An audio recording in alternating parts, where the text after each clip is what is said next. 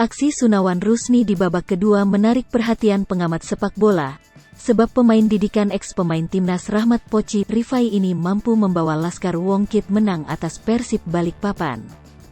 Sunawan Rusni yang memperkuat Muba Babel United di babak penyisihan ini masuk di menit ke-30 babak pertama menggantikan Afriansyah, ketika SFC ketinggalan 0-1 dari Persiba. Masukan Sunawan membuat arah permainan Sriwijaya FC lebih greget dan membuat Sriwijaya FC menyamakan kedudukan di babak pertama. Masuk dari bangku cadangan, penampilan perdana langsung cetak gol. Komentarnya seperti apa?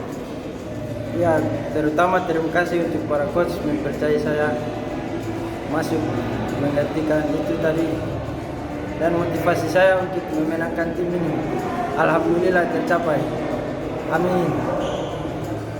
Kolaborasinya dengan Nur Iskandar dan Hari Habrian membuat lini belakang Persiba kecolongan oleh Habrian berkat asis Nur Iskandar dan pergerakan Sunawan Rusni.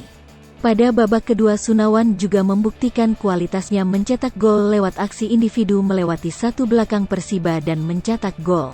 Oke, harapan kamu ke depan di pertandingan selanjutnya? Ya, bisa cetak gol lebih banyak lagi. Nil Maizar pun memuji kualitas Sunawan Rusni dalam laga perdana Sriwijaya FC lawan Persiba Balikpapan, di Stadion Pakansari Bogor, Rabu, tanggal 15 Desember tahun 2021. Gol ini kamu persembahkan buat siapa nih? Buat supporter dan seluruh masyarakat Sumatera Selatan. Doakan kami di match selanjutnya. Kita pecah!